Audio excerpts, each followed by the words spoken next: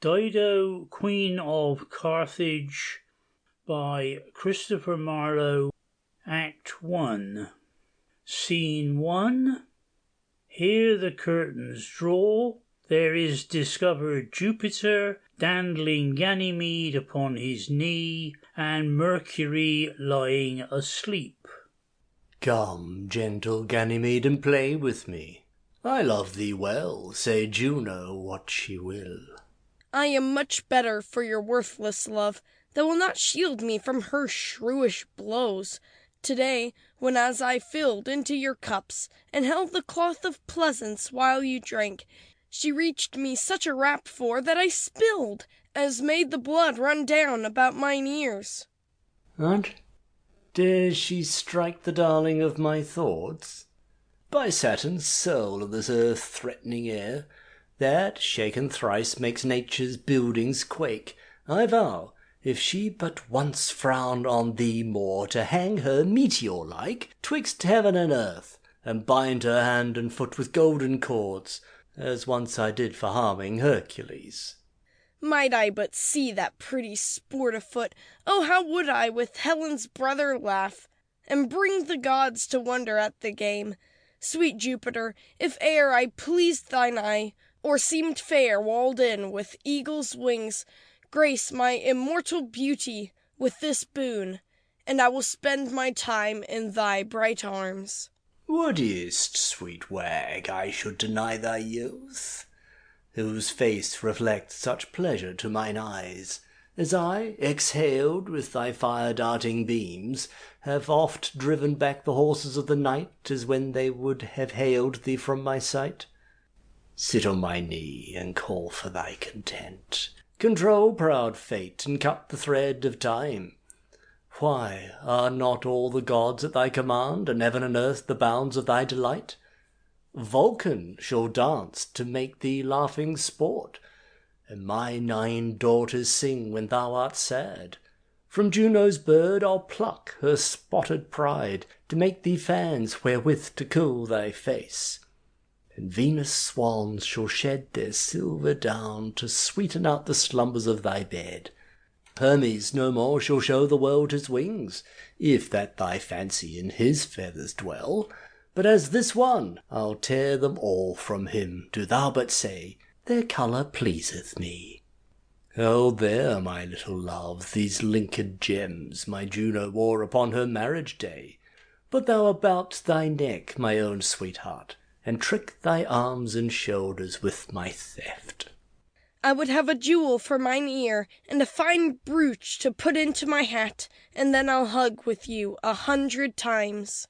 And shalt have, Ganymede, if thou wilt be my love. Enter Venus. Aye, this is it. You can sit toying there, and playing with that female wanton boy, while my Aeneas wanders on the seas, and rests a prey to every billow's pride. Juno, false Juno in her chariot's pomp, drawn through the heavens by steeds of Boreas' brood, made Hebe to direct her airy wheels into the windy country of the clouds, where finding Aeolus entrenched with storms and guarded with 1,000 grisly ghosts, she humbly did beseech him for our bane, and charged him drown my son with all his train. Then 'gan the winds break ope their brazen doors, and all Aeolia to be up in arms. Poor Troy must now be sacked upon the sea, and Neptune's waves be envious men of war. Epeius' horse to Aetna's hill transformed, prepared stands to wreck their wooden walls, and Aeolus, like Agamemnon, sounds the surges, his fierce soldiers to the spoil. See how the night, Ulysses-like, comes forth, and intercepts the day as Dolan erst. Ah me, the stars surprised, like Rhesus steeds, are drawn by darkness forth as Tria's tents.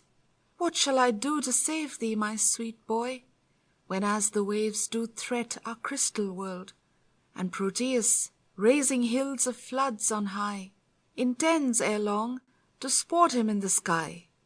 False Jupiter, reward'st thou virtue so? What, is not piety exempt from woe?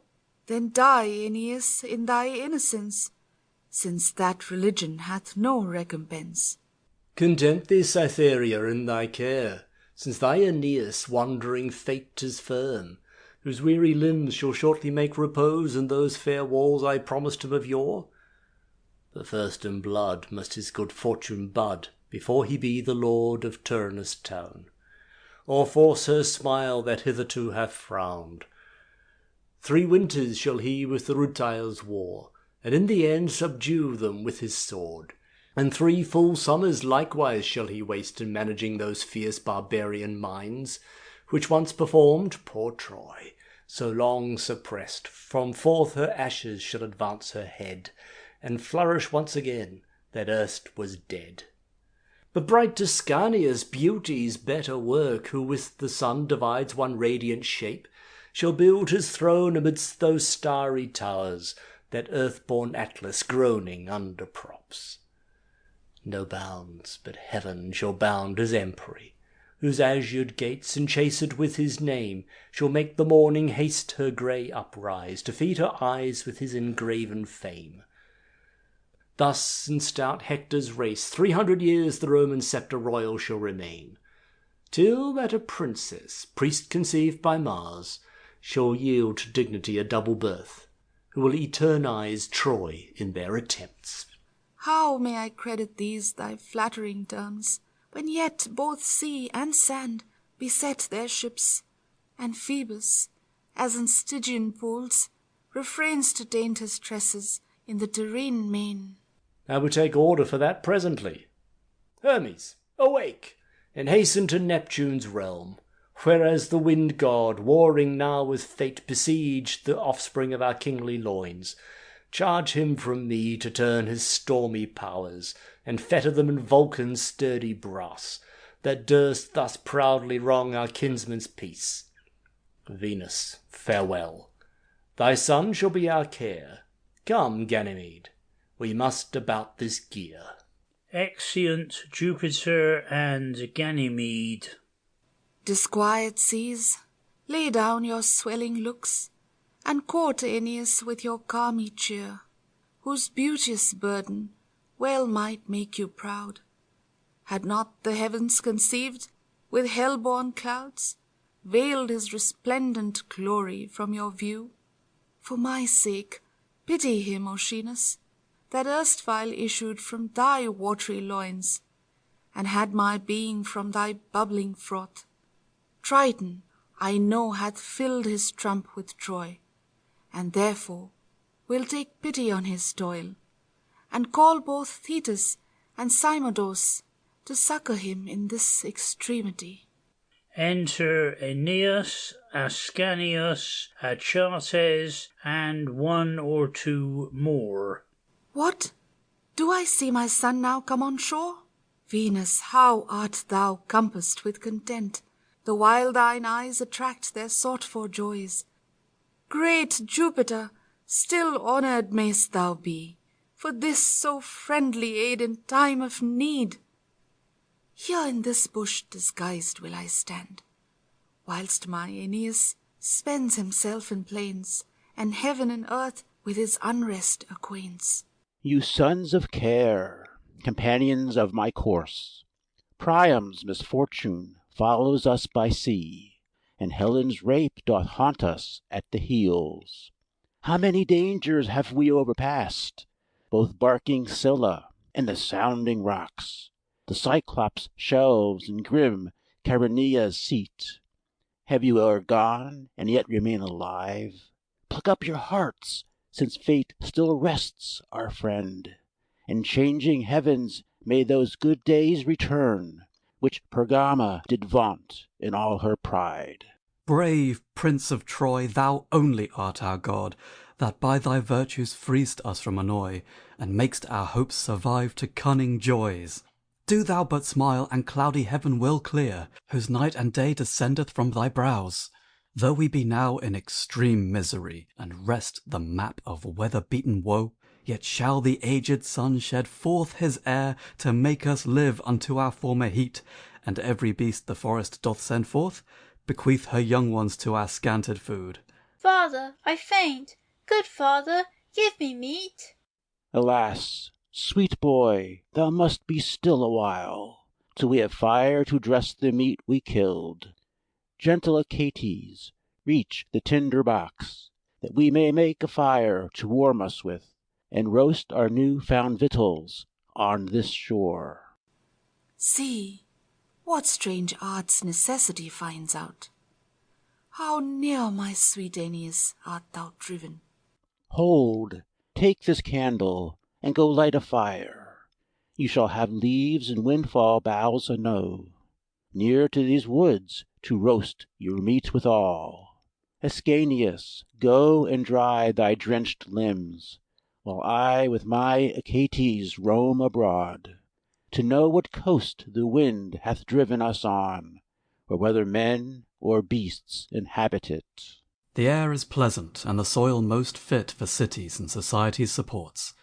Yet much I marvel that I cannot find no steps of men imprinted in the earth. Venus aside? Now is the time for me to play my part. Ho, young men! Saw you, as you came, any of all my sisters wandering here, having a quiver girded to her side, and clothed in a spotted leopard skin? I neither saw nor heard of any such. But what may I, fair virgin, call your name, whose looks set forth no mortal form to view, nor speech beways aught human in thy birth? Thou art a goddess that deludest our eyes, and shroud'st thy beauty in this borrowed shape. But whether thou the sun's bright sister be, or one of chaste Diana's fellow nymphs, live happy in the height of all content, and lighten our extremes with this one boon, as to instruct us under what good heaven we breathe as now, and what this world is called, and which by tempest's fury we are cast. Tell us, oh tell us, that are ignorant, and this right hand shall make thy altars crack with mountain heaps of milk-white sacrifice. Such honour, stranger, do I not affect. It is the use for Tyrian maids to wear their bow and quiver in this modest sort, and suit themselves in purple for the nonce, that they may trip more lightly o'er the lawns, and overtake the tusked boar in chase. But for the land whereof thou dost enquire, it is the Punic kingdom, rich and strong, adjoining on Agenor's stately town, the kingly seat of southern Libya, whereas Sidonian Dido rules as queen. But what are you that ask of me these things? Whence may you come? Or whither will you go? Of Troy am I, Aeneas is my name, who, driven by war from forth my native world, put sails to sea to seek out Italy, and my divine descent from sceptred Jove. With twice 12 Phrygian ships I ploughed the deep, and made that way my mother Venus led. But of them all scarce 7 do anchor safe, and they so racked and weltered by the waves, as every tide tilts twixt their oaken sides, and all of them, unburdened of their load, are ballasted with billows' watery weight. But hapless I, God wot, poor and unknown, do trace these Libyan deserts, all despised, exiled forth Europe and wide Asia both, and have not any coverture but heaven. Fortune had favoured thee, whate'er thou be, in sending thee unto this courteous coast. In God's name, on, and haste thee to the court, where Dido will receive thee with her smiles. And for thy ships, which thou supposest lost, not one of them hath perished in the storm, but are arrived safe, not far from hence. And so I leave thee to thy fortune's lot, wishing good luck unto thy wandering steps. Exit Venus. Achates, 'tis my mother that is fled. I know her by the movings of her feet. Stay, gentle Venus, fly not from thy son. Too cruel! Why wilt thou forsake me thus? Or in these shades deceivest mine eyes so oft? Why talk we not together hand in hand, and tell our griefs in more familiar terms? But thou art gone, and leavest me here alone, to dull the air with my discoursive moan. Exeunt. Scene 2. Enter Iarbas, followed by Ilioneus, Cloanthus, and Sergestus. Follow, ye Trojans, follow this brave lord, and plain to him the sum of your distress. Why, what are you, or wherefore do you sue? Wretches of Troy, envied of the winds, that crave such favour at your honour's feet, as poor distressed misery may plead, save, save, oh save our ships from cruel fire, that do complain the wounds of thousand waves, and spare our lives, whom every spite pursues. We come not, we, to wrong your Libyan gods, or steal your household lares from their shrines. Our hands are not prepared to lawless spoil, nor armed to offend in any kind. Such force is far from our unweaponed thoughts, whose fading wheel of victory forsook forbids all hope to harbour near our hearts. But tell me, Trojans, Trojans if you be, unto what fruitful quarters were ye bound, before the Boreas buckled with your sails? There is a place, Hesperia termed by us, an ancient empire, famous for arms, and fertile in fair Ceres' furrowed wealth, which now we call Italia, of his name, that in such peace long time did rule the same. Thither made we, when suddenly gloomy Orion rose, and led our ships into the shallow sands, whereas the southern wind with brackish breath dispersed them all amongst the wreckful rocks. From thence a few of us escaped to land, the rest, we fear, are folded in the floods. Brave men-at-arms, abandon fruitless fears, since Carthage knows to entertain distress. Ay, but the barbarous sort do threat our ships, and will not let us lodge upon the sands. In multitudes they swarm unto the shore, and from the first earth interdict our feet. Myself will see they shall not trouble ye. Your men and you shall banquet in our court, and every Trojan be as welcome here as Jupiter to silly Bacchus' house. Come in with me. I'll bring you to my queen, who shall confirm my words with further deeds. Thanks, gentle lord, for such unlooked-for grace. Might we but once more see Aeneas' face, then would we hope to quite such friendly turns as shall surpass the wonder of our speech. Act 2, Scene 1. Enter Aeneas, Achates, and Ascanius. Where am I now? These should be Carthage walls. Why stands my sweet Aeneas thus amazed? O my Achates, Theban Niobe, who for her son's death wept out life and breath, and dry with grief was turned into a stone, had not such passions in her head as I. Methinks that town there should be Troy, yon Ida's hill, their Xanthus stream, because here's Priamus, and when I know it is not, then I die. And in this humour is Achates too. I cannot choose but fall upon my knees and kiss his hand. Oh, where is Hecuba? Here she was wont to sit, but saving air is nothing here. And what is this but stone? Oh, yet this stone doth make Aeneas weep, and would my prayers, as Pygmalion's did, could give it life, that under his conduct we might sail back to Troy, and be revenged on these hard-hearted Grecians, which rejoice that nothing now is left of Priamus. Oh, Priamus is left, and this is he. Come, come aboard, pursue the hateful Greeks. What means Aeneas?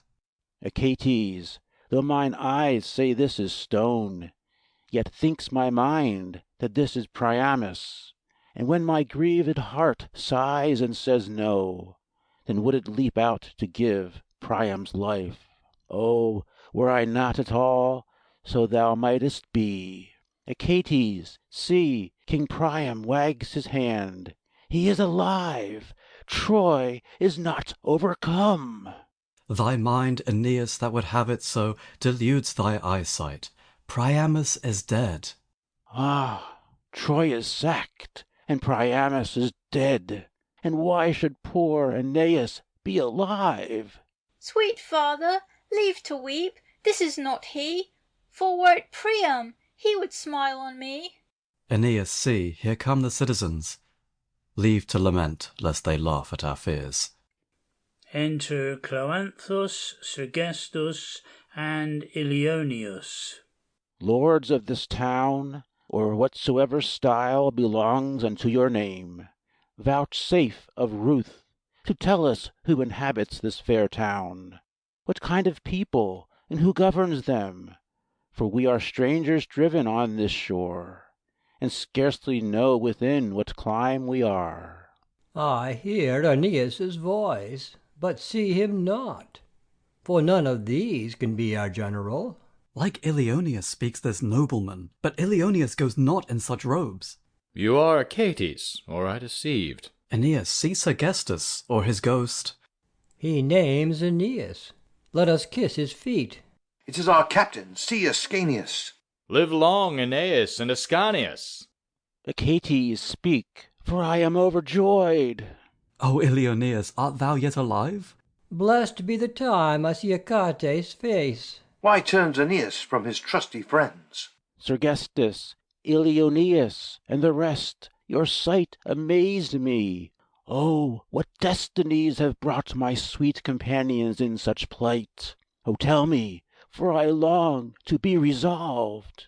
Lovely Aeneas, these are Carthage walls, and here Queen Dido wears the imperial crown, who, for Troy's sake, has entertained us all, and clad us in these wealthy robes we wear.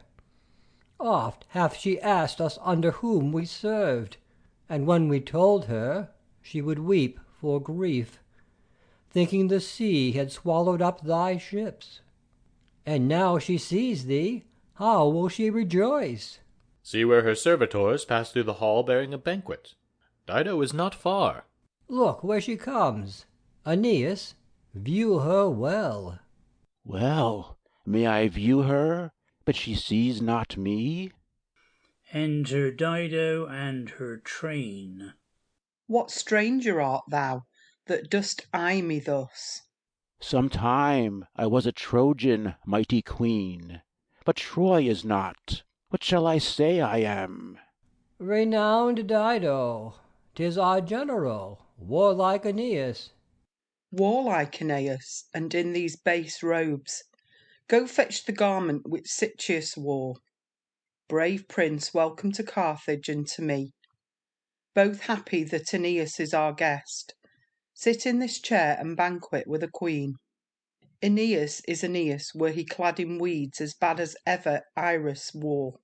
This is no seat for one that's comfortless. May it please your grace to let Aeneas wait, for though my birth be great, my fortune's mean, too mean to be companion to a queen. Thy fortune may be greater than thy birth. Sit down, Aeneas, sit in Dido's place, and if this be thy son, as I suppose, here let him sit, be merry, lovely child.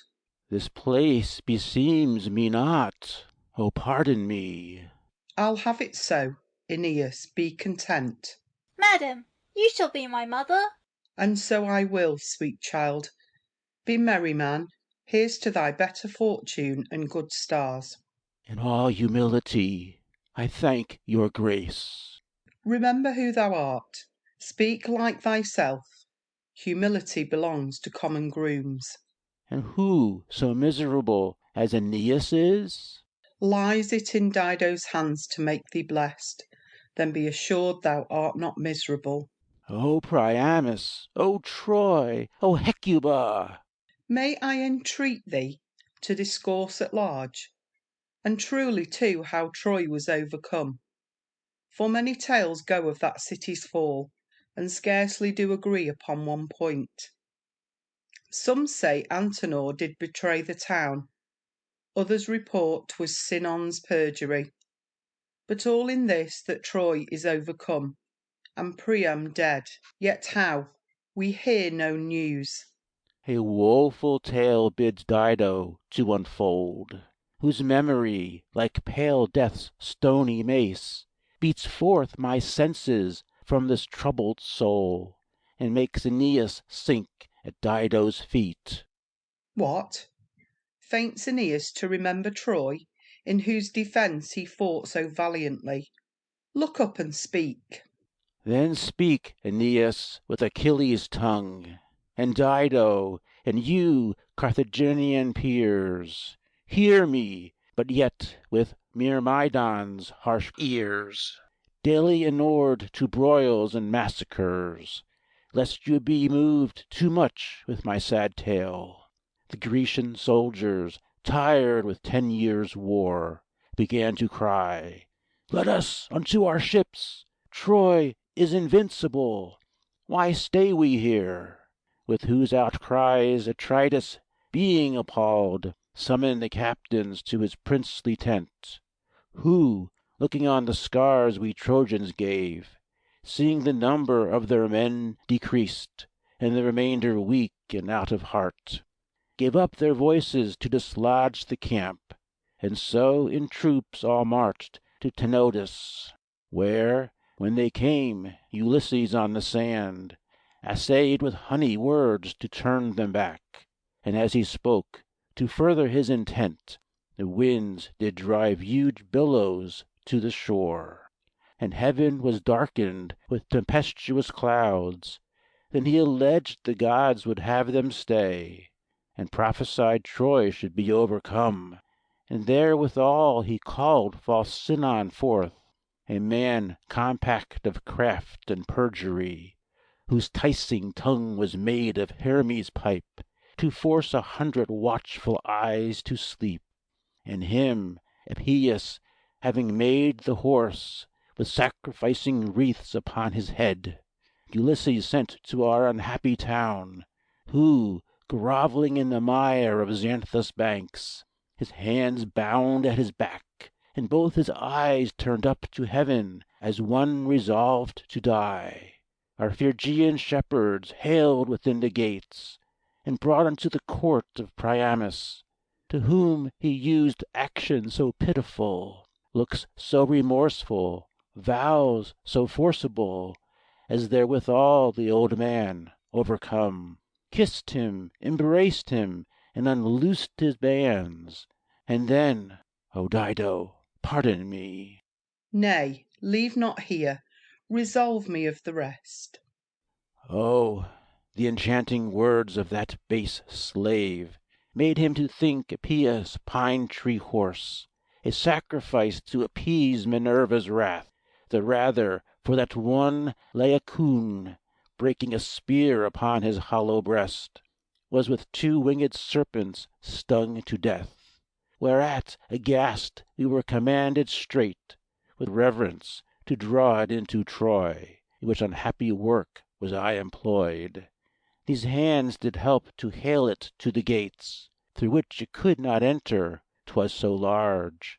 Oh, had it never entered, Troy had stood, but Priamus, impatient of delay, and forced a wide breach in that rampired wall, with 1,000 battering rams could never pierce, and so came in this fatal instrument, at whose accursed feet, as overjoyed, we banqueted, till, overcome with wine, some surfeited, and others soundly slept, which Sinon viewing, caused the Greekish spies to haste to Tenedos and tell the camp.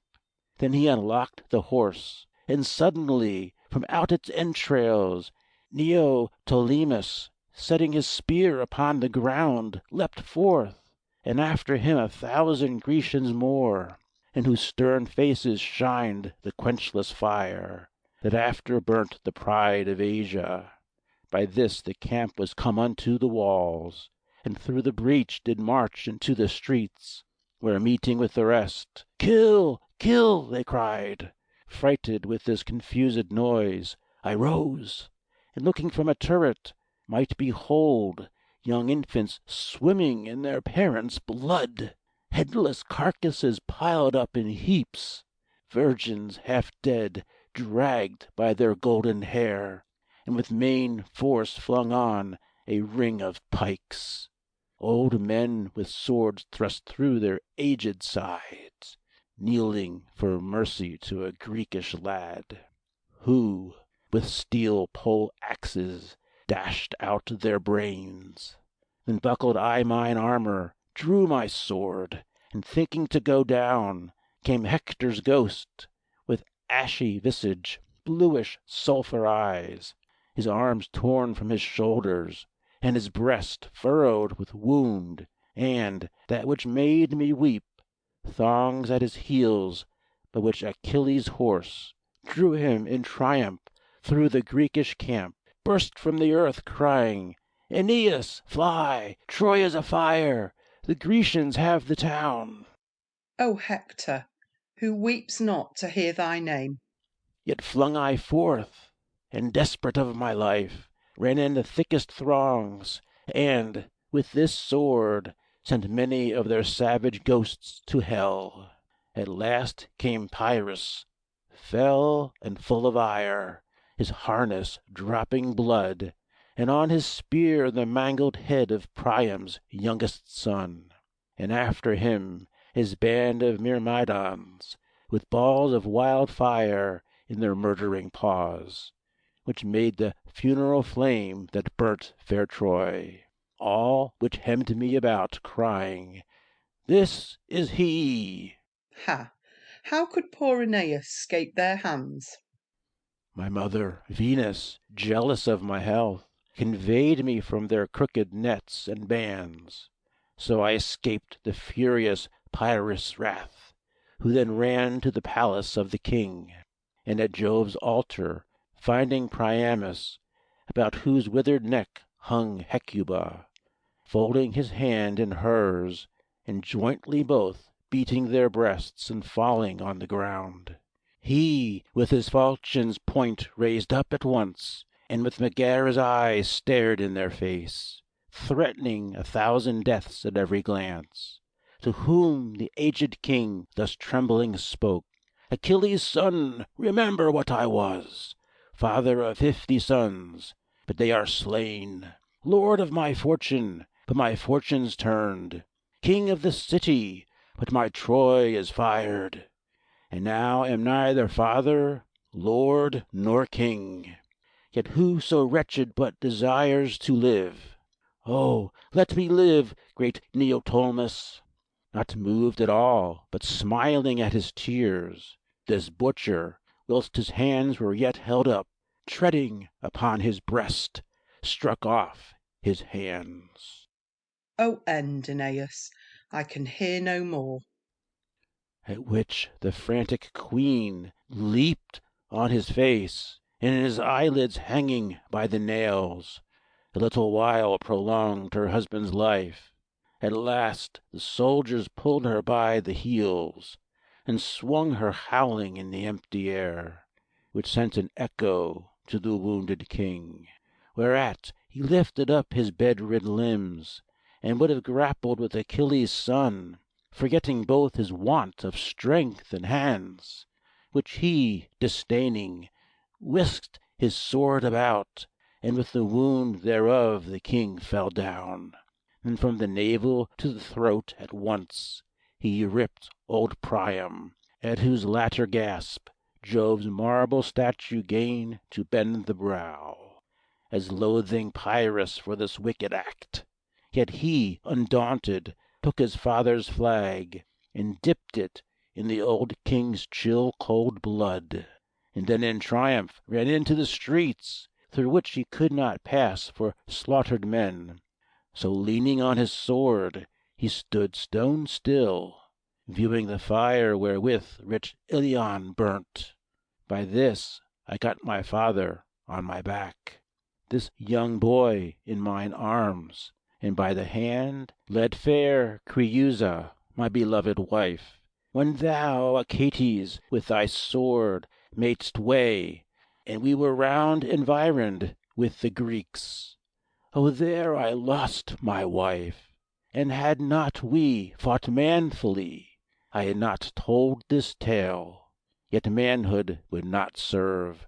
Of force we fled, and as we went unto our ships, thou knowest we saw Cassandra sprawling in the streets, whom Ajax ravished in Diana's fane, her cheeks swollen with sighs, her hair all rent, whom I took up to bear unto our ships. But suddenly the Grecians followed us, and I, alas, was forced to let her lie. Then we got to our ships, and being aboard, Polyxena cried out, Aeneas, stay! The Greeks pursue me! Stay, and take me in! Moved with her voice, I leapt into the sea, thinking to bear her on my back aboard. For all our ships were launched into the deep, and as I swam, she, standing on the shore, was by the cruel Myrmidons surprised, and after by that Pyrrhus sacrificed. I die with melting ruth. Aeneas, leave. Oh, what became of aged Hecuba? How got Aeneas to the fleet again? But how scaped Helen, she that caused this war? Achates, speak, sorrow hath tired me quite. What happened to the queen we cannot shew. We hear they led her captive into Greece. As for Aeneas, he swam quickly back, and Helena betrayed Deiphobus, her lover after Alexander died, and so was reconciled to Menelaus. Oh, had that ticing strumpet ne'er been born! Trojan, thy ruthful tale hath made me sad. Come, let us think upon some pleasing sport, to rid me from these melancholy thoughts. Exeunt omnes. Enter Venus and Cupid. Venus takes Ascanius by the sleeve. Fair child, stay thou with Dido's waiting maid. I'll give thee sugar almonds, sweet conserves, a silver girdle, and a golden purse. And this young prince shall be thy playfellow. Are you Queen Dido's son? Aye, and my mother gave me this fine bow. Shall I have such a quiver and a bow? Such bow, such quiver, and such golden shafts will Dido give to sweet Ascanius. For Dido's sake, I take thee in my arms, and stick these spangled feathers in thy hat. Eat comfits in mine arms, and I will sing. Now is he fast asleep, and in this grove, amongst green brakes, I'll lay Ascanius, and strew him with sweet-smelling violets, blushing roses, purple hyacinth. These milk-white doves shall be his sentinels, who, if that any seek to do him hurt, will quickly fly to Cytherea's fist. Now, Cupid, turn thee to Ascanius' shape, and go to Dido, who instead of him will set thee on her lap, and play with thee. Then touch her white breast with this arrowhead, that she may dote upon Aeneas' love, and by that means repair his broken ships, victual his soldiers, give him wealthy gifts, and he at last depart to Italy, or else in Carthage make his kingly throne. I will, fair mother, and so play my part, as every touch shall wound Queen Dido's heart. Sleep, my sweet nephew, in these cooling shades, free from the murmur of these running streams, the cry of beasts, the rattling of the winds, or whisking of these leaves. All shall be still, and nothing interrupt thy quiet sleep, till I return and take thee hence again. Act 3, Scene 1. Enter Cupid. Now, Cupid, cause the Carthaginian queen to be enamoured of thy brother's looks. Convey this golden arrow in thy sleeve, lest she imagine thou art Venus' son, and when she strokes thee softly on the head, then shall I touch her breast and conquer her. Enter Iarbas, Anna, and Dido. How long, fair Dido, shall I pine for thee? 'Tis not enough that thou dost grant me love, but that I may enjoy what I desire. That love is childish which consists in words. Iarbas, know that thou of all my wooers, and yet have I had many mightier kings, hast had the greatest favours I could give. I fear me, Dido hath been counted light, in being too familiar with Iarbas, albeit the gods do know, no wanton thought had ever residence in Dido's breast. But Dido is the favour I request. Fear not, Iarbas, Dido may be thine. Look, sister, how Aeneas' little son plays with your garments and embraceth you. No, Dido will not take me in her arms. I shall not be her son. She loves me not. Weep not, sweet boy, thou shalt be Dido's son. Sit in my lap and let me hear thee sing. Cupid sings. No more, my child, now talk another while, and tell me where learn'st thou this pretty song? My cousin Helen taught it me in Troy. How lovely is Ascanius when he smiles. Will Dido let me hang about her neck? Ay, wag, and give thee leave to kiss her too. What will you give me? Now, I'll have this fan. Take it, Ascanius, for thy father's sake. Come, Dido, leave Ascanius. Let us walk. Go thou away, Ascanius shall stay. Ungentle queen, is this thy love to me? Oh, stay, Iarbas, and I'll go with thee. And if my mother go, I'll follow her. Why stayest thou here? Thou art no love of mine. Iarbas and I, seeing she abandons thee. No, live, Iarbas. What hast thou deserved? That I should say thou art no love of mine. Something thou hast deserved. Away, I say. Depart from Carthage. Come not in my sight. Am I not king of rich Getulia? Iarbas, pardon me and stay a while. Mother, look here. What tell'st thou me of rich Getulia? Am not I queen of Libya? Then depart. I go to feed the humour of my love, yet not from Carthage for 1,000 worlds. Iarbas! Doth Dido call me back? No, but I charge thee never look on me. Then pull out both mine eyes, or let me die. Exit Iarbas. Wherefore doth Dido bid Iarbas go? Because his loathsome sight offends mine eye, and in my thoughts is shrined another Jove. O Anna, didst thou know how sweet love were? Full soon wouldst thou abjure this single life. Poor soul, I know too well the power of love. Oh, that Iarbas could but fancy me. Is not Aeneas fair and beautiful? Yes, and Iarbas foul and favourless. Is he not eloquent in all his speech? Yes, and Iarbas rude and rustical. Name not Iarbas, but sweet Anna, say, is not Aeneas worthy Dido's love? O sister, were you empress of the world, Aeneas well deserves to be your love. So lovely is he that, where'er he goes, the people swarm to gaze him in the face. But tell them, none shall gaze on him but I, lest their gross eye beams taint my lover's cheeks. Anna, good sister Anna, go for him, lest with these sweet thoughts I melt clean away. Then, sister, you'll abjure Iarbas's love? Yet must I hear that loathsome name again. Run for Aeneas, or I'll fly to him. Exit Anna. You shall not hurt my father when he comes. No, for thy sake, I'll love thy father well.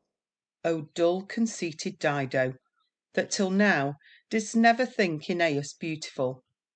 But now for quittance of this oversight, I'll make me bracelets of his golden hair. His glistening eyes shall be my looking glass, his lips an altar where I'll offer up as many kisses as the sea hath sands. Instead of music I will hear him speak. His looks shall be my only library. And thou, Aeneas, Dido's treasury, in whose fair bosom I will lock more wealth than 20,000 Indias can afford. Oh, here he comes. Love, love, give Dido leave to be more modest than her thoughts admit, lest I be made a wonder to the world. Enter Aeneas, Achates, Sergestus, Ilioneus, and Cloanthus. Achates, how doth Carthage please your lord? That will Aeneas shew your majesty. Aeneas, art thou there? I understand your highness sent for me. No, but now thou art here, tell me in sooth, in what might Dido highly pleasure thee? So much have I received at Dido's hands, as, without blushing, I can ask no more. Yet, Queen of Afric, are my ships unrigged, my sails all rent in sunder with the wind, my oars broken, and my tackling lost? Yea, all my navy split with rocks and shelves. Nor stern nor anchor have our maimed fleet. Our masts the furious winds struck overboard, which piteous wants if Dido will supply, we will account her author of our lives.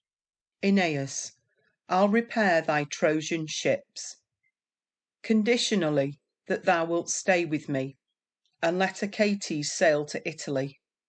I'll give thee tackling made of rivelled gold, wound on the barks of odoriferous trees, oars of massy ivory, full of holes, through which the water shall delight to play. Thy anchors shall be hewed from crystal rocks, which if thou lose shall shine above the waves. The masts, whereon thy swelling sails shall hang, hollow pyramids of silver plate. The sails of folded lawn, where shall be wrought the wars of Troy, but not Troy's overthrow. For ballast, empty Dido's treasury. Take what ye will, but leave Aeneas here. Achates, thou shalt be so meanly clad, as sea-born nymphs shall swarm about thy ships, and wanton mermaids court thee with sweet songs, flinging in favours of more sovereign worth than Thetis hangs about Apollo's neck, so that Aeneas may but stay with me. Wherefore would Dido have Aeneas stay? To war against my bordering enemies.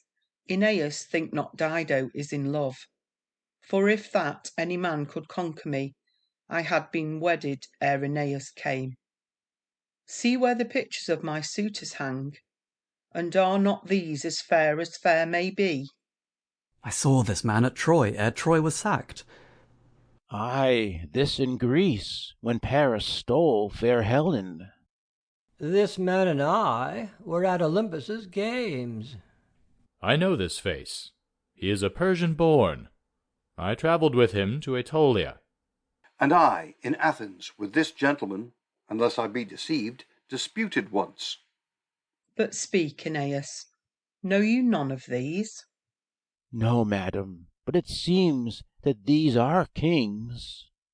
All these and others which I never saw have been most urgent suitors for my love.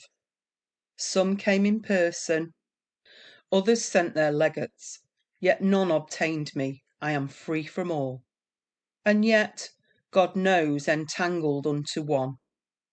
This was an orator, and thought by words to compass me, but yet he was deceived.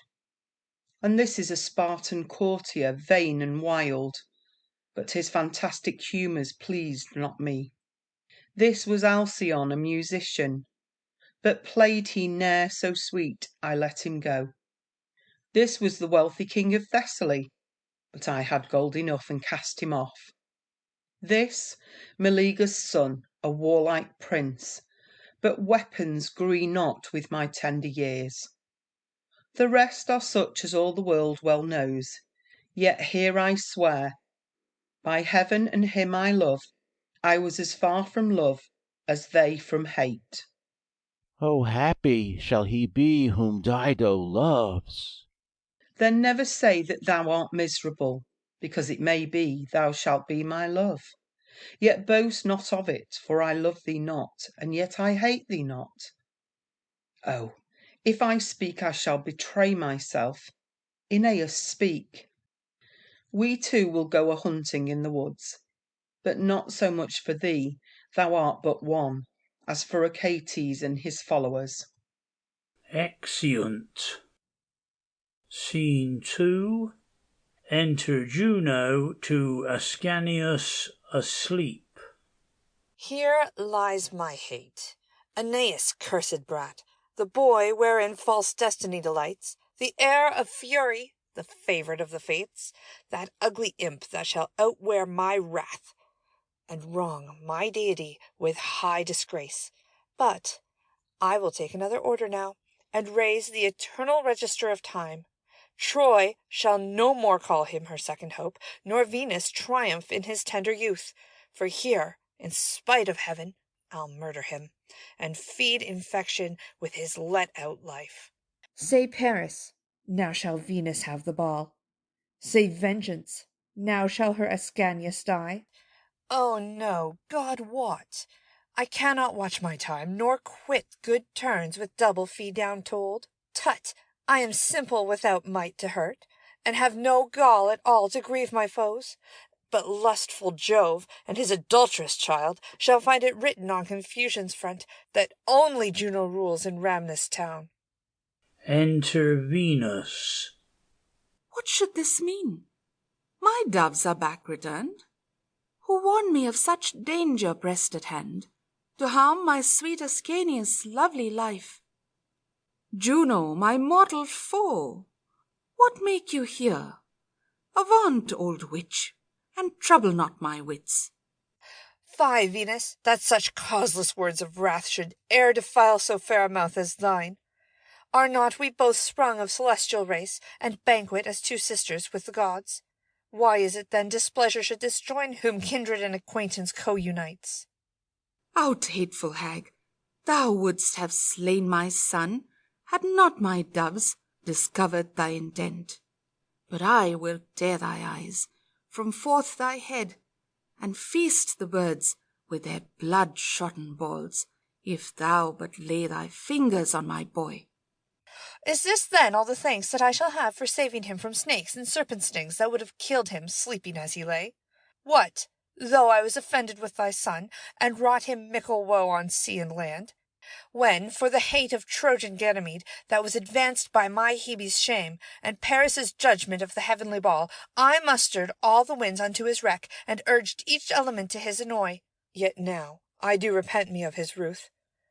I wish that I had never wronged him so. Bootless I saw it was to war with fate that hath so many unresisted friends, wherefore I changed my counsel with the time, and planted love where envy erst had sprung. Sister of Jove, if that thy love be such, as these thy protestations do paint forth, we two, as friends, one fortune will divide. Cupid shall lay his arrows in thy lap, and to a sceptre change his golden shafts. Fancy and modesty shall live as mates, and thy fair peacocks by my pigeons perch. Love, my Aeneas, and desire is thine. The day, the night, my swans, my sweets are thine. More than melodious are these words to me, that overcloy my soul with their content. Venus, sweet Venus, how may I deserve such amorous favours at thy beauteous hand? And that thou mayest more easily perceive how highly I do praise this amity, hark to a motion of eternal league, which I may make in quittance of thy love. Thy son, thou knowest, with Dido now remains, and feeds his eyes with favours of her court. She likewise in admiring spends her time, and cannot talk nor think of aught but him. Why should not they then join in marriage, and bring forth mighty kings to Carthage town, whom casualty of sea hath made such friends? And Venus, let there be a match confirmed betwixt these two whose loves are so alike, and both our deities conjoined in one shall chain felicity unto their throne. Well, could I like this reconcilement's means? But much I fear my son will ne'er consent, whose armed soul, already on the sea, darts forth her light to Lavinia's shore. Fair queen of love, I will divorce these doubts, and find the way to weary such fond thoughts. This day they both a hunting forth will ride into these woods, adjoining to these walls, when in the midst of all their gamesome sports, I'll make the clouds dissolve their watery works, and drench Sylvanus' dwellings with their showers, that in one cave the queen and he shall meet. Sister, I see you savour of my wiles. Be it as you will have it for this once. Meantime, Ascanius shall be my charge, whom I will bear to Ida in mine arms, and couch him in Adonis' purple down.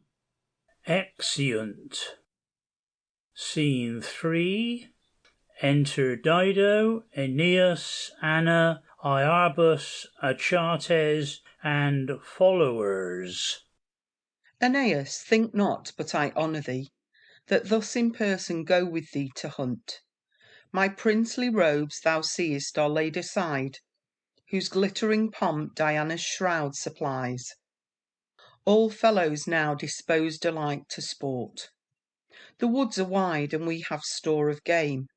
Fair Trojan, hold my golden bow awhile, until I gird my quiver to my side. Lords, go before, we two must talk alone. Ungentle! Can she wrong Iarbas so? I'll die before a stranger have that grace. We two will talk alone. What words be these? What makes Iarbas here of all the rest? We would have gone without your company. But love and duty led him on, perhaps, to press beyond acceptance to your sight. Why, man of Troy, do I offend thine eyes? Or art thou grieved thy betters press so nigh? How now, Gaetulian?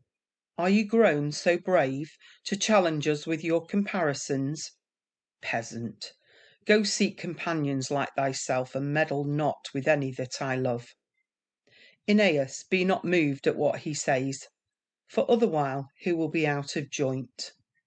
Women may wrong by privilege of love, but should that man of men, Dido except, have taunted me in these opprobrious terms, I would have either drunk his dying blood, or else I would have given my life in rage.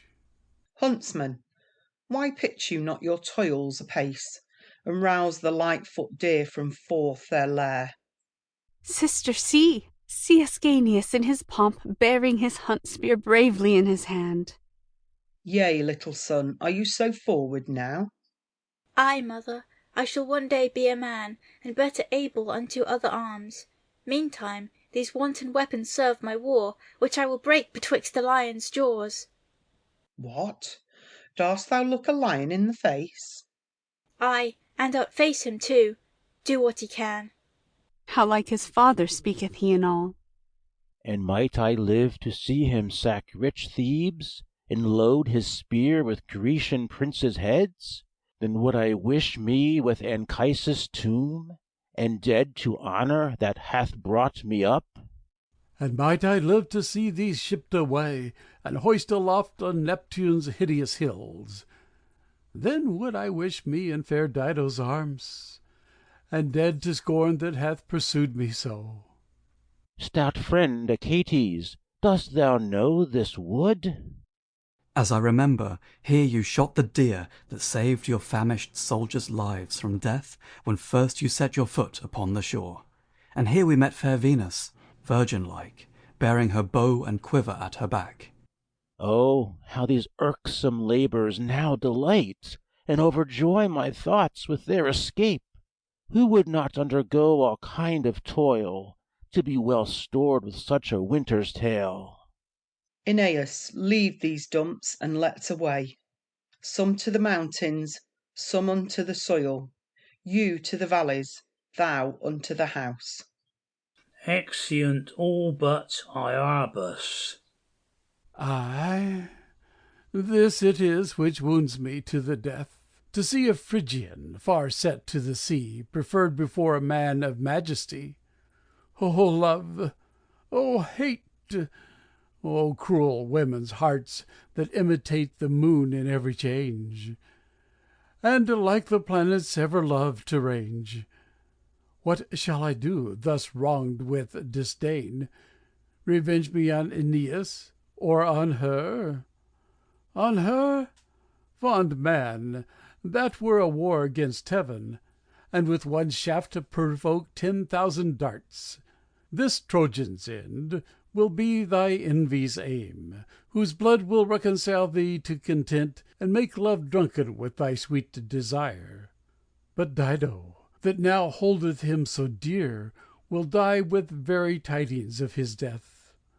But time will discontinue her content, and mould her mind unto new fancies' shapes.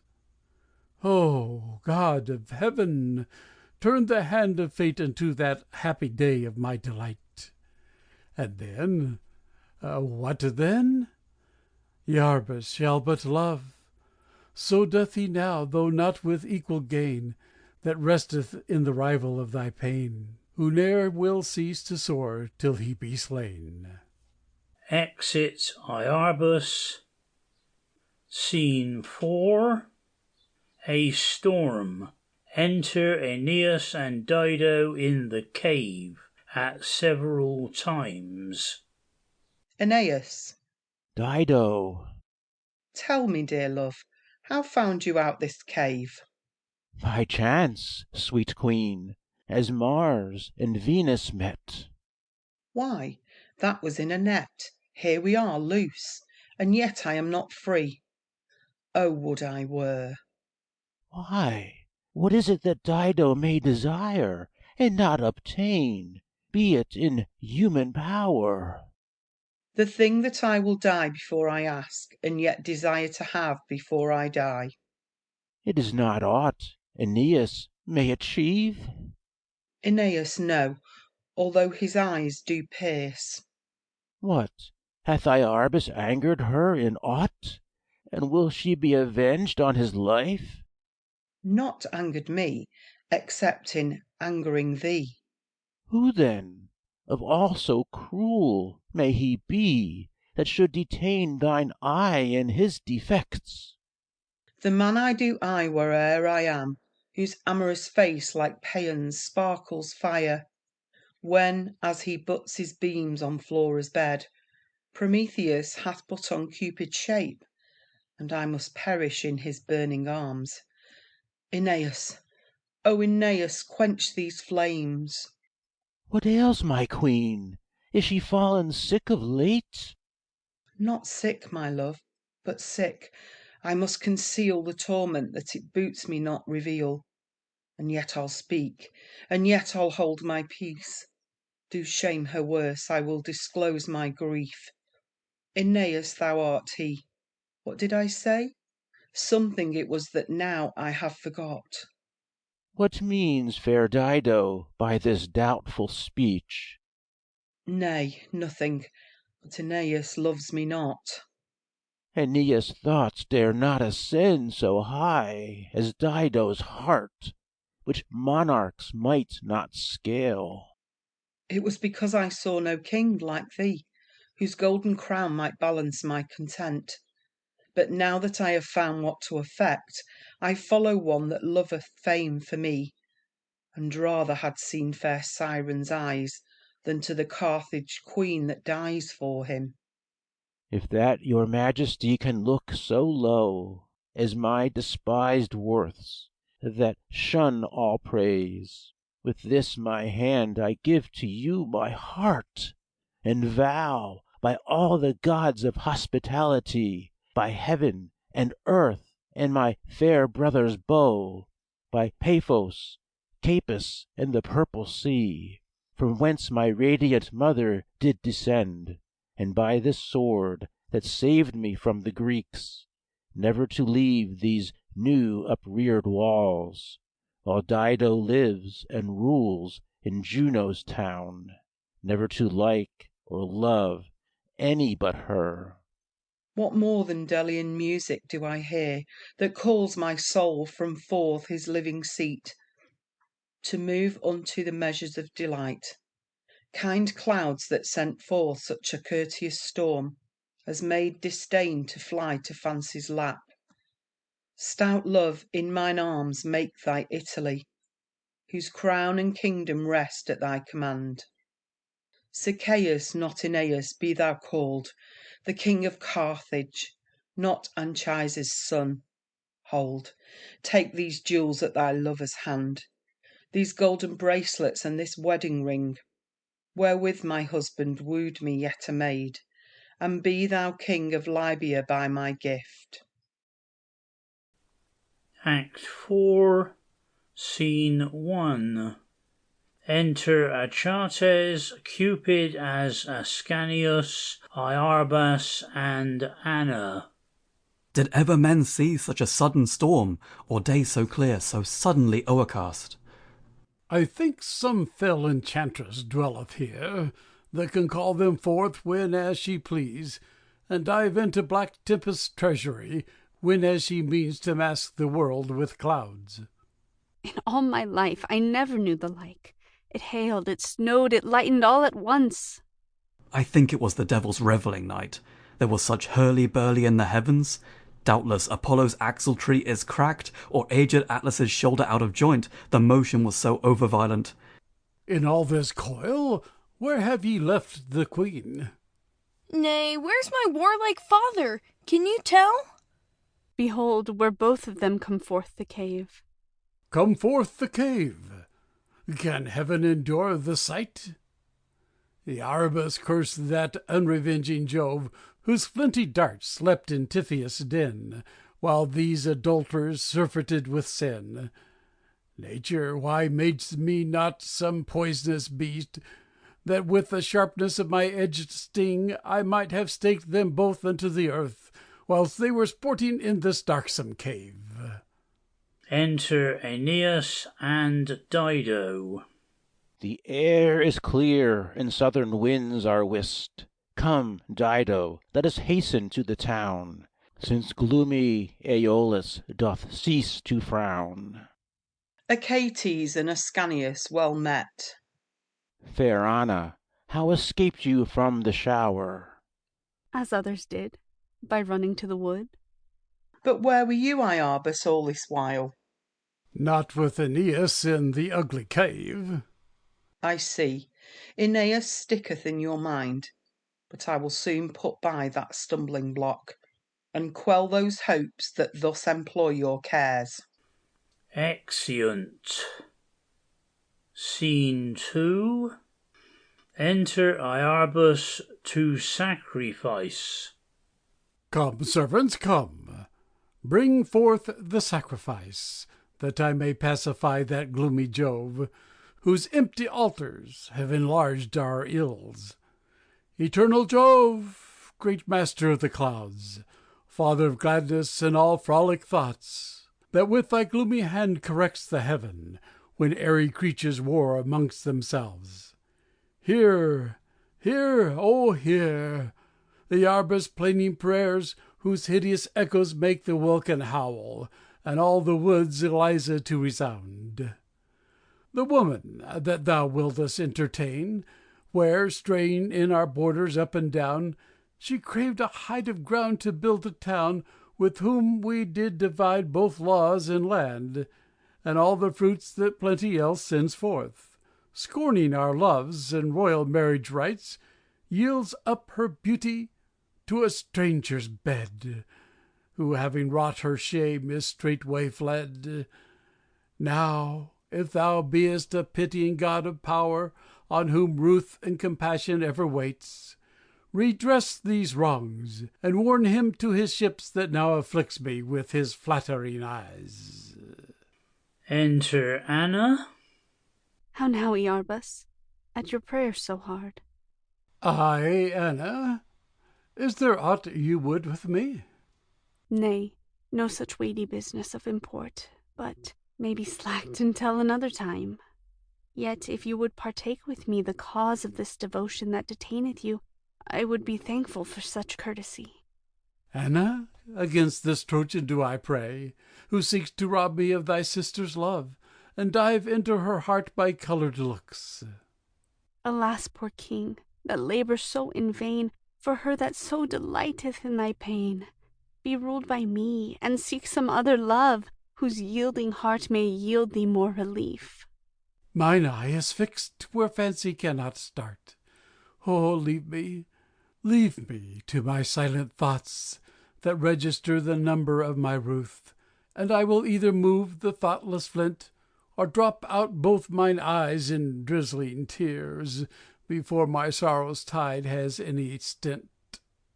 I will not leave Iarbas, whom I love, in this delight of dying pensiveness. Away with Dido! Anna be thy song, Anna that doth admire thee more than heaven. I may, nor will, list to such loathsome change, that intercepts the course of my desire. Servants, come, fetch these empty vessels here, for I will fly from these alluring eyes, that do pursue my peace where'er it goes. Exit Iarbas. Iarbas, stay, loving Iarbas, stay, for I have honey to present thee with. Hard-hearted, wilt not deign to hear me speak. I'll follow thee with outcries ne'er the less, and strew thy walks with my dishevelled hair. Exit Anna. Scene 3. Enter Aeneas. Carthage, my friendly host, adieu, since destiny doth call me from thy shore. Hermes this night, descending in a dream, hath summoned me to fruitful Italy. Jove wills it so, my mother wills it so. Let my Phoenissa grant, and then I go. Grant she or no, Aeneas must away, whose golden fortune, clogged with courtly ease, cannot ascend to Fame's immortal house, or banquet in bright honour's burnished hall, till he hath furrowed Neptune's glassy fields, and cut a passage through his topless hills. Achates, come forth! Sergestus, Ilioneus, Cloanthus, haste away! Aeneas calls. Enter Achates, Cloanthus, Sergestus, and Ilioneus. What wills our lord, or wherefore did he call? The dream, brave mates, that did beset my bed, when sleep but newly had embraced the night, commands me leave these unrenowned beams, whereas nobility abhors to stay, and none but base Aeneas will abide. Aboard, aboard, since fates do bid aboard, and slice the sea with sable-coloured ships, on whom the nimble winds may all day wait, and follow them as footmen through the deep. Yet Dido casts her eyes, like anchors out, to stay my fleet from loosing forth the bay. Come back, I hear her cry afar, and let me link my body to thy lips, that tied together by the striving tongues, we may as one sail into Italy. Banish that 'ticing dame from forth your mouth, and follow your foreseeing star in all. This is no life for men-at-arms to live, where dalliance doth consume a soldier's strength, and wanton motions of alluring eyes effeminate our minds, inured to war. Why, let us build a city of our own, and not stand lingering here for amorous looks. Will Dido raise old Priam forth his grave, And build the town again the Greeks did burn? No, no, she cares not how we sink or swim, so she may have Aeneas in her arms. To Italy, sweet friends, to Italy. We will not stay a minute longer here. Trojans, aboard, and I will follow you. I fain would go, yet beauty calls me back. To leave her so, and not once say farewell, were to transgress against all laws of love. But if I use such ceremonious thanks as parting friends accustom on the shore, her silver arms will coil me round about, and tears of pearl cry, "Stay, Aeneas, stay!" Each word she says will then contain a crown, and every speech be ended with a kiss. I may not door this female drudgery. To see, Aeneas, find out Italy. Exeunt. Scene 4. Enter Dido and Anna. O Anna, run unto the waterside.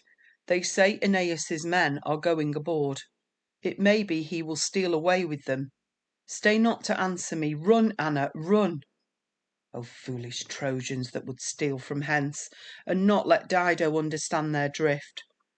I would have given Achates store of gold, and Ilioneus gun, and Libyan spice, the common soldiers rich embroidered coats, and silver whistles to control the winds, which Circe sent Sichaeus when he lived.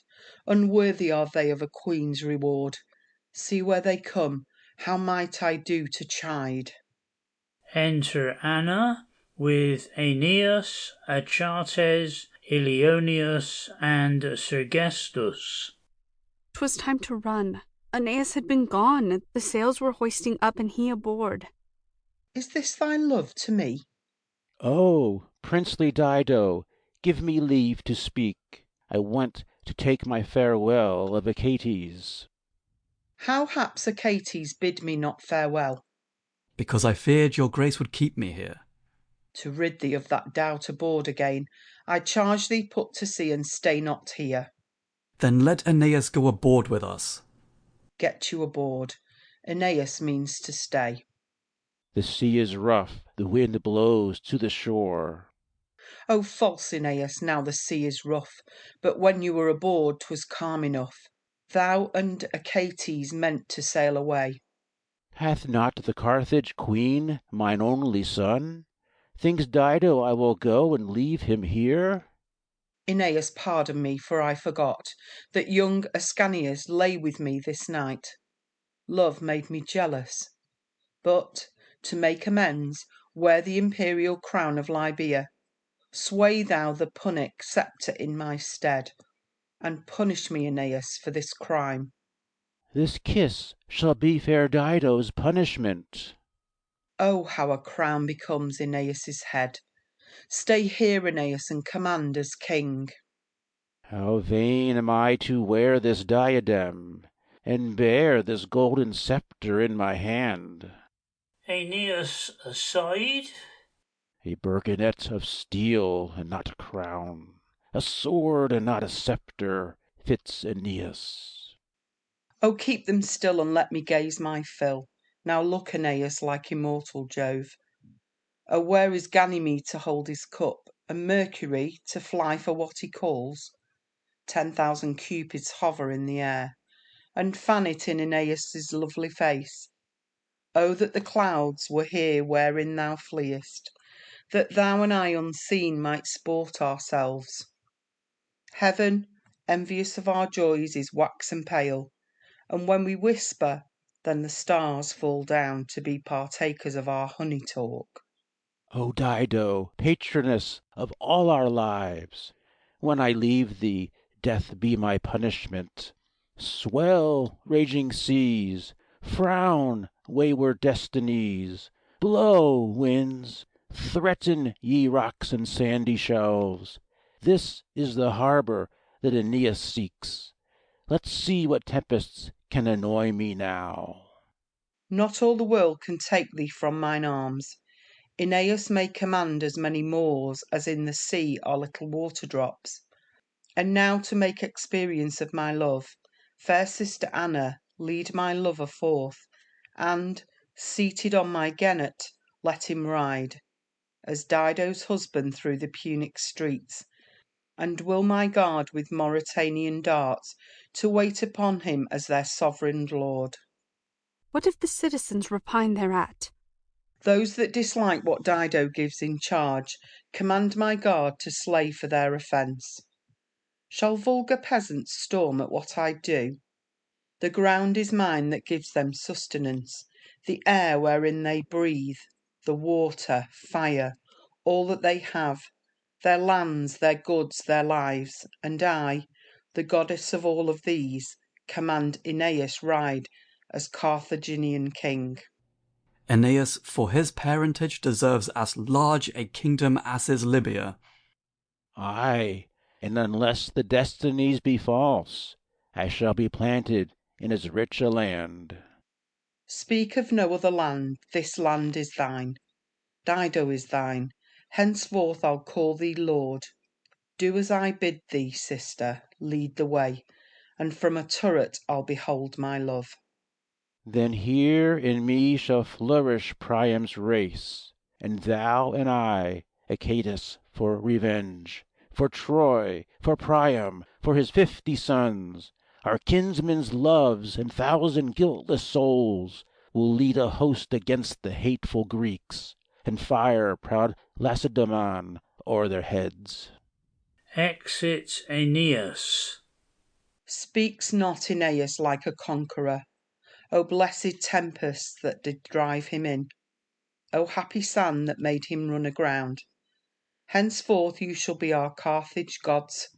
Ay, but it may be he will leave my love, and seek a foreign land called Italy. Oh, that I had a charm to keep the winds within the closure of a golden ball, or that the Tyrrhene sea were in mine arms, that he might suffer shipwreck on my breast, as oft as he attempts to hoist up sail. I must prevent him, wishing will not serve. Go, bid my nurse take young Ascanius, and bear him in the country to her house. Aeneas will not go without his son. Yet lest he should, for I am full of fear, bring me his oars, his tackling, and his sails. What if I sink his ships? Oh, he will frown. Better he frown than I should die for grief. I cannot see him frown, it may not be. Armies of foes resolved to win this town, or impious traitors vowed to have my life. Affright me not. Only Aeneas's frown is that which terrifies poor Dido's heart. Not bloody spears appearing in the air presaged the downfall of my empery, nor blazing comets threaten Dido's death. It is Aeneas's frown that ends my days. If he forsake me not, I never die. For in his looks I see eternity, and he'll make me immortal with a kiss. Enter a lord. Your nurse is gone with young Ascanius, and here's Aeneas's tackling, oars and sails. Are these the sails that in despite of me packed with the winds to bear Aeneas hence? I'll hang ye in the chamber where I lie. Drive, if you can, my house to Italy.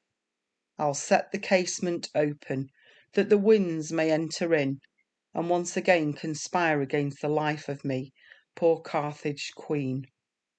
But though he go, he stays in Carthage still, and let rich Carthage float upon the seas, so I may have Aeneas in mine arms. Is this the wood that grew in Carthage plains, and would be toiling in the watery billows, to rob their mistress of her Trojan guest? O cursed tree, hadst thou but wit or sense to measure how I prize Aeneas's love, thou wouldst have leapt from out the sailors' hands, and told me that Aeneas meant to go. And yet I blame thee not, thou art but wood. The water which our poets term a nymph, why did it suffer thee to touch her breast, and shrunk not back, knowing my love was there? The water is an element, no nymph. Why should I blame Aeneas for his flight? O Dido, blame not him, but break his oars.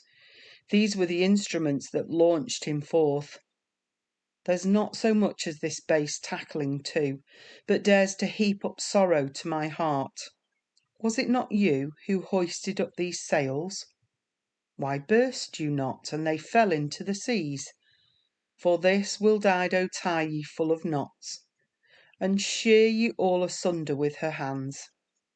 Now serve to chastise shipboys for their faults. You shall no more offend the Carthage queen. Now let him hang my favours on his masts, and see if those will serve instead of sails. For tackling let him take the chains of gold, which I bestowed upon his followers. Instead of oars let him use his hands, and swim to Italy. I'll keep these shore. Come, bear them in. Exeunt. Scene 5. Enter the nurse with Cupid as Ascanius. My lord Ascanius, you must go with me. Whither must I go? I'll stay with my mother. No, thou shalt go with me unto my house. I have an orchard that hath store of plums, brown almonds, services, ripe figs and dates, dewberries, apples, yellow oranges, a garden where are beehives full of honey, musk roses, and 1,000 sorts of flowers. And in the midst doth run a silver stream, where thou shalt see the red gilled fishes leap, white swans, and many lovely waterfowls. Now speak, Ascanius, will ye go or no? Come, come, I'll go. How far hence is your house? But hereby, child, we shall get thither straight. Nurse, I am weary. Will you carry me? Aye, so you'll dwell with me and call me mother. So you'll love me. I care not if I do. That I might live to see this boy a man. How prettily he laughs. Go, ye wag, you'll be a twigger when you come to age. Say Dido what she will, I am not old. I'll be no more a widow, I am young. I'll have a husband, or else a lover. A husband and no teeth. Oh, what mean I to have such foolish thoughts? Foolish is love, a toy. O sacred love! If there be any heaven in earth, 'tis love, especially in women of your years. Blush, blush for shame. Why shouldst thou think of love? A grave and not a lover fits thy age. A grave! Why, I may live 100 years. 80 is but a girl's age. Love is sweet. My veins are withered, and my sinews dry. Why do I think of love, now I should die? Come, nurse. Well, if he come a-wooing, he shall speed. Oh, how unwise was I to say him nay. Act 5, Scene 1. Enter Aeneas with a paper in his hand, drawing the platform of the city. With him Achates, Cloanthus, and Ilioneus. Triumph, my mates! Our travels are at end. Here will Aeneas build a statelier Troy than that which grim Atrides overthrew. Carthage shall vaunt her pretty walls no more, for I will grace them with a fairer frame, and clothe her in a crystal livery, wherein the day may evermore delight. From golden India Ganges will I fetch, whose wealthy streams may wait upon her towers, and triple wise entrench her round about.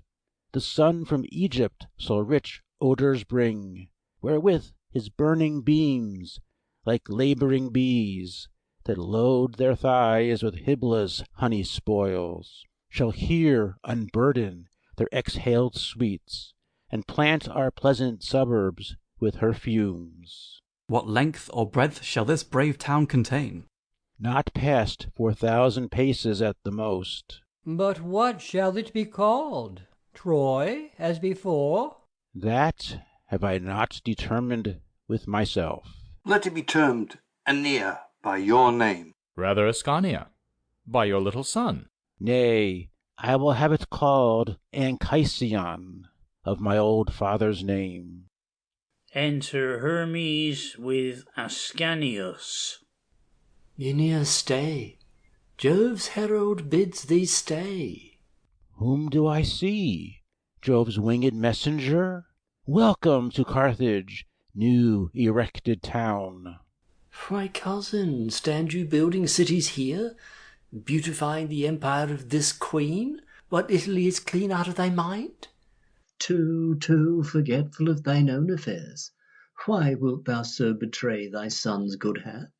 The King of gods sent me from highest heaven to sound this angry message in thine ears. Vain man, what monarchy expect'st thou here? Or with what thoughts sleep'st thou on Libya's shore? If that all glory hath forsaken thee, and thou despise the praise of such attempts, yet think upon Ascanius' prophecy, and young Iulus, more than 1,000 years, whom I have brought from Ida where he slept, and bore young Cupid unto Cyprus' isle. This was my mother that beguiled the queen, and made me take my brother for my son. No marvel, Dido, though thou be in love, that daily dandlest Cupid in thy arms. Welcome, sweet child, where hast thou been this long? Eating sweet comfits with Queen Dido's maid, who ever since hath lulled me in her arms. Sergestus, bear him hence unto our ships, lest Dido spying keep him for a pledge. Spend'st thou thy time about this little boy, and giv'st not ear unto the charge I bring? I tell thee, thou must straight to Italy, or else abide the wrath of frowning Jove. How should I put into the raging deep, who have no sails nor tackling for my ships? What, would the gods have me, Deucalion-like, float up and down, where'er the billows drive? Though she repaired my fleet and gave me ships, yet hath she taken away my oars and masts, and left me neither sail nor stern aboard. Enter to them Iarbas. How now, Aeneas sad? What mean these dumps? Iarbas, I am clean beside myself. Jove hath heaped on me such a desperate charge, which neither art nor reason may achieve, nor I devise by what means to contrive. As how, I pray? May I entreat you tell? With speed he bids me sail to Italy, whereas I want both rigging for my fleet, and also furniture for these my men. If that be all, then cheer thy drooping looks, for I will furnish thee with such supplies. Let some of these thy followers go with me, and they shall have what things soever thou needst. Thanks, good Iarbas, for thy friendly aid. Acadius and the rest shall wait on thee, whilst I rest thankful for this courtesy. Exit Iarbas with Aeneas's train. Now will I haste unto Lavinian shore, and raise a new foundation to old Troy. Witness the gods, and witness heaven and earth, how loth I am to leave these Libyan bounds, but that eternal Jupiter commands.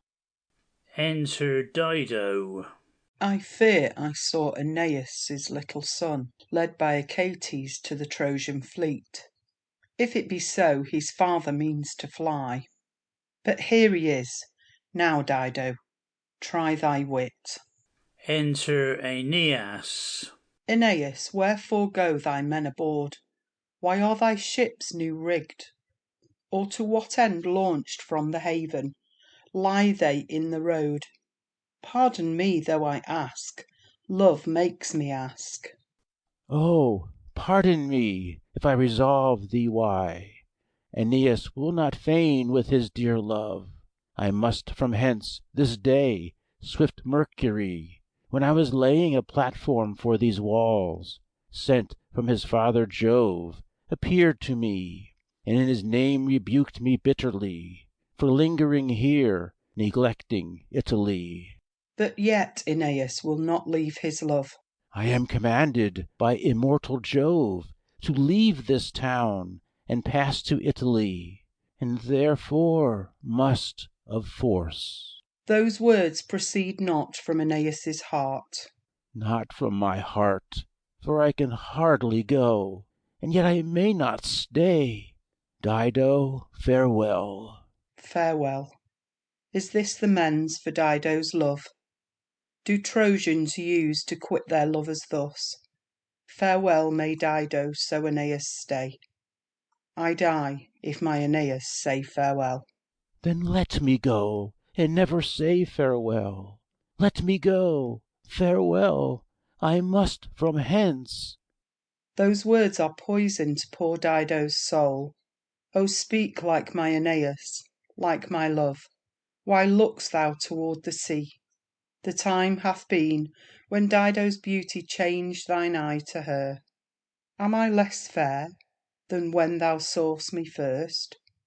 O then, Aeneas, 'tis for grief of thee. Say thou wilt stay in Carthage with thy queen, and Dido's beauty will return again.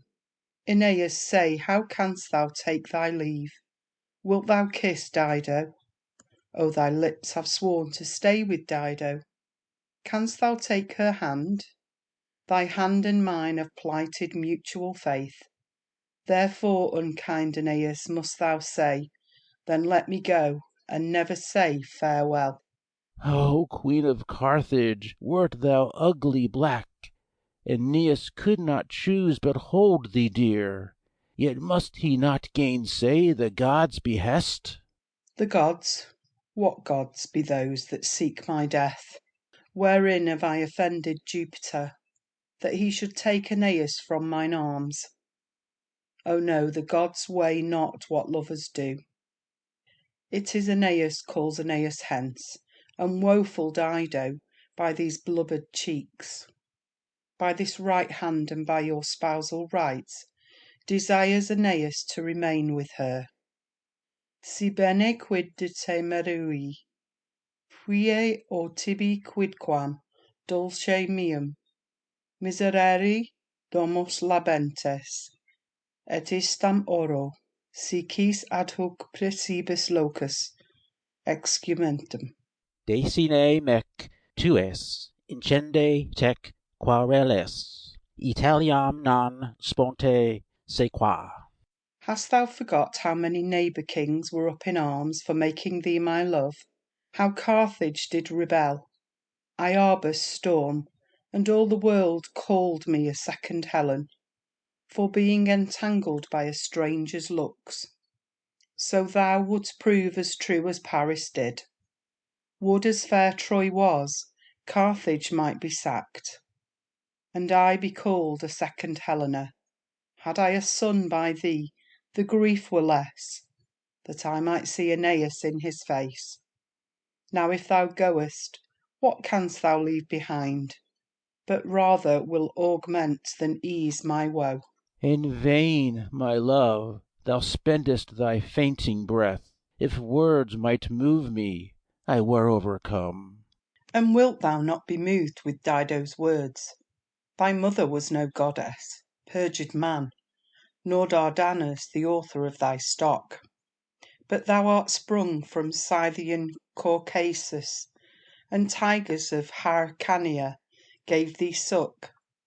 Ah, foolish Dido, to forbear this long, wast thou not wrecked upon this Libyan shore? And camest to Dido like a fisher swain? Repaired not I thy ships, made thee a king, and all thy needy followers noblemen? O serpent that came creeping from the shore, and I for pity harboured in my bosom, wilt thou now slay me with thy venomed sting, and hiss at Dido for preserving thee? Go, go and spare not, seek out Italy. I hope that that which love forbids me do, the rocks and seagulls will perform at large, and thou shalt perish in the billows' ways. To whom poor Dido doth bequeath revenge. Ay, traitor, and the waves shall cast thee up, where thou and false Achates first set foot, which, if it chance, I'll give ye burial. and weep upon your lifeless carcasses, though thou nor he will pity me a whit. Why starest thou in my face? If thou wilt stay, leap in mine arms are open wide. If not, turn from me, and I'll turn from thee. For though thou hast the power to say farewell, I have not power to stay thee. Exit Aeneas. Is he gone? Ay, but he'll come again, he cannot go. He loves me too well to serve me so. Yet he that in my sight would not relent, will, being absent, be obdurate still. But this is he got to the waterside, and see the sailors take him by the hand. But he shrinks back, and now remembering me, returns amain. Welcome, welcome, my love. But where's Aeneas? Ah, he's gone, he's gone. Enter Anna. What means my sister thus to rave and cry? Oh, Anna, my Aeneas is aboard, and leaving me will sail to Italy. Once didst thou go, and he came back again. Now bring him back, and thou shalt be a queen, and I will live a private life with him. Wicked Aeneas! Call him not wicked, sister. Speak him fair, and look upon him with a mermaid's eye. Tell him I never vowed at Aulis Gulf the desolation of his native Troy, nor sent 1,000 ships unto the walls, nor ever violated faith to him. Request him gently, Anna, to return. I crave but this, he stay a tide or two, that I may learn to bear it patiently. If he depart thus suddenly, I die. Run, Anna, run. Stay not to answer me. I go, fair sister. Heaven grant good success. Exit Anna. Enter the nurse. Oh, Dido, your little son Ascanius is gone. He lay with me last night, and in the morning he was stolen from me. I think some fairies have beguiled me. O cursed hag and false dissembling wretch, that slayest me with thy harsh and hellish tale, thou for some pretty gift hast let him go, and I am thus deluded of my boy. Away with her to prison presently, traitress, too keen and cursed sorceress. I know not what you mean by treason. I am as true as any one of yours. Exit nurse. Away with her, suffer her not to speak. My sister comes, I like not her sad looks. Re-enter Anna. Before I came, Aeneas was aboard, and spying me, hoist up the sails amain. But I cried out, Aeneas, false Aeneas, stay! Then gan he wag his hand, which yet held up, made me suppose he would have heard me speak. Then gan they drive into the ocean, which when I viewed, I cried, Aeneas, stay! Dido, fair Dido, wills Aeneas stay. Yet he, whose heart's of adamant or flint, my tears nor plaints could mollify a whit. Then carelessly I rent my hair for grief, which seen to all, though he behold me not. They gan to move him to redress my ruth, and stay a while to hear what I could say. But he, clapped under hatches, sailed away. Oh, Anna, Anna, I will follow him. How can ye go when he hath all your fleet? I'll frame me wings of wax like Icarus, and o'er his ship will soar unto the sun, that they may melt and I fall in his arms. Or else I'll make a prayer unto the waves, that I may swim to him like Triton's niece. O Anna, fetch Orion's harp, that I may tice a dolphin to the shore, and ride upon his back unto my love. Look, sister, look, lovely Aeneas's ships. See, see, the billows heave him up to heaven, and now down fall the keels into the deep.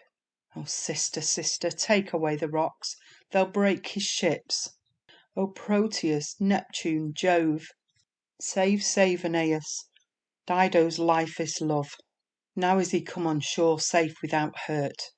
But see, Achates wills him put to sea, and all the sailors merry make for joy. But he, remembering me, shrinks back again. See where he comes. Welcome, welcome, my love. Ah, sister, leave these idle fantasies. Sweet sister, cease. Remember who you are. Dido I am, unless I be deceived. And must I rave thus for a runagate? Must I make ships for him to sail away? Nothing can bear me to him but a ship, and he hath all my fleet. What shall I do, but die in fury of this oversight? I must be the murderer of myself. No, but I am not, yet I will be straight. Anna, be glad. Now have I found a mean to rid me from these thoughts of lunacy. Not far from hence there is a woman famous for arts, daughter unto the nymphs Hesperides, who willed me sacrifice his ticing relics. Go, Anna, bid my servants bring me fire. Exit Anna, enter Iarbas. How long will Dido mourn a stranger's flight that hath dishonoured her and Carthage both? How long shall I with grief consume my days, and reap no guerdon for my truest love? Iarbas, talk not of Aeneas, let him go. Lay to thy hands and help me make a fire that shall consume all that this stranger left, for I intend a private sacrifice to cure my mind, that melts for unkind love. But afterwards, will Dido grant me love? Ay, Iarbas. After this is done, none in the world shall have my love but thou. So leave me now. Let none approach this place. Exit Iarbas. Now, Dido, with these relics burn thyself, and make Aeneas famous through the world for perjury and slaughter of a queen. Here lies the sword that in the darksome cave he drew and swore by to be true to me. Thou shalt burn first. Thy crime is worse than his. Here lies the garment which clothed him in when first he came on shore. Perish thou too. These letters, lines, and perjured papers, all shall burn to cinders in this precious flame. And now, ye gods, that guide the starry frame, and order all things at your high dispose, grant, though the traitors land in Italy, they may be still tormented with unrest. And from mine ashes let a conqueror rise, that may revenge this treason to a queen, by ploughing up his countries with the sword. Betwixt this land and that be never league. Litora litoribus contraria, fluctibus undas imprecor, arma armis, pugnentip sic nepotes. Live, false Aeneas, truest Dido dies, sic juva, ire sub umbras. Enter Anna. Oh, help, Iarbas! Dido in these flames hath burnt herself. Ah me, unhappy me. Enter Iarbas running. Cursed Iarbas, die to expiate the grief that tires upon thine inward soul. Dido, I come to thee. Ah me, Aeneas! Iarbas kills himself. What can my tears or cries prevail me now? Dido is dead. Iarbas slain. Iarbas, my dear love. Oh, sweet Iarbas, Anna's sole delight. What fatal destiny envies me thus, to see my sweet Iarbas slay himself? But Anna now shall honour thee in death, and mix her blood with thine. This shall I do, that gods and men may pity this my death, and rue our ends, senseless of life or breath. Now, sweet Iarbas, stay, I come to thee.